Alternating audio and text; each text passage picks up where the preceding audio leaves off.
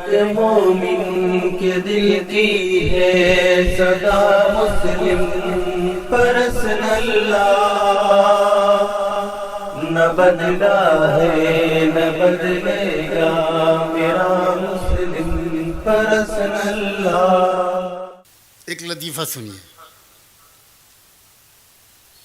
ایک بیچارہ کوئی غیر مسلم مسافر کسی گلی سے گزر رہا تھا، اس کو بہت زور سے پیشاب لگا، نالی دکھی، وہ بیچارہ وہیں پیشاب کرنے بیٹھ گیا۔ اب اندر سے نکلے ایک خان صاحب، مجھے اطمینان میں نے کر لیا ہے کہ میرے دائیں بائیں کوئی خان صاحب نہیں بیٹھے۔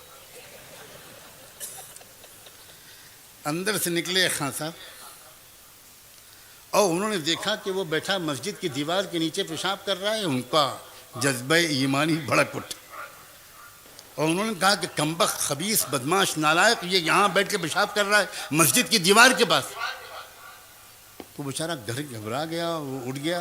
اس نے کہا صاحب مجھے نہیں پتا تھا کہ یہ مسجد کی دیوار ہے، میں باہر کا آدمی ہوں، گزر رہا تھا، پیشاب لگا بیٹھ گیا، تو معاف کر دیجئے خان صاحب، اب کبھی نہیں کروں گا۔ تو خان صاحب بولے معافی آفی کچھ نہیں، کلمہ پڑھ، کافر کا بچہ، کلمہ پڑھ۔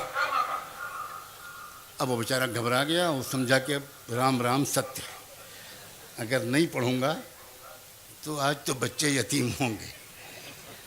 تو اس نے کہا خان صاحب پھر پڑھا دیجئے کلمہ۔ تو خان صاحب بولے کلمہ تو مجھ کو بھی نہیں آتا، تو پڑھ۔ یہ ہے آج کا مسلمان۔ اب بھی شرم آئے گی پربھنی اور مراٹھوالا کے لوگوں کو؟ کلمہ تو پڑھ، مجھے تو نہیں آتا مگر تو پڑھ۔ شریعت پر ہم عمل نہیں کریں گے مگر جج صاحب آپ فیصلہ شریعت کے مطابق۔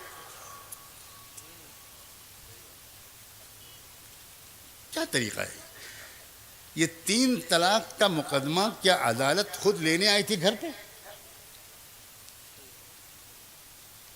3 طلاق دینا گناہ، پھر اس مقدمے کو دارالقضاء میں لے جانے کے بجائے علماء کے ذریعے، جیسے ابھی ہمارے بہت ہی عزیز دوست مولانا یاسین عثمانی سمجھا رہے تھے، علماء کے پاس جانے کے بجائے آپ خود عدالت میں لے کے جاتے۔ تو کچھ باتیں آج طے کیجئے۔ ایک بات تو یہ کہ بھائی ضروری علم حاصل کیجئے، پہلے سے معلوم کر لیجئے۔ ہم لوگ چھوٹا سے چھوٹا کوئی کام کرتے ہیں تو اسے سیکھتے ہیں۔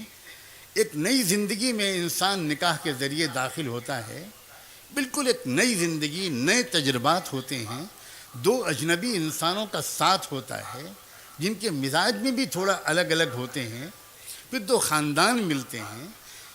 ساس پہلی مرتبہ کسی لڑکی کو بہو بنا کر لاتی ہے، اسے اس سے پہلے ساس بننے کا تجربہ نہیں ہوتا۔ بہو لڑکی جب کسی سسرال میں رخصت ہو کر آتی ہے، زندگی میں پہلی مرتبہ اپنے ماں باپ کی گود سے نکل کر کہیں اور جاتی ہے، نئے رشتے ہوتے ہیں، اس میں نزاکتیں ہوتی ہیں، مزاج کی تلخیاں بھی ہو سکتی ہیں۔ ہمارے ملک کے سماج کی کچھ بری عادتیں بھی ہمارے اندر آ گئی ہیں۔ اس سب کی وجہ سے پہلے سے باخبر ہو جانا کتنا آسان کر دیتا ہے مسئلے۔ ہند میں انوکھا مرکز تحفظ دین، یہ دین کا ترجمہ ہے۔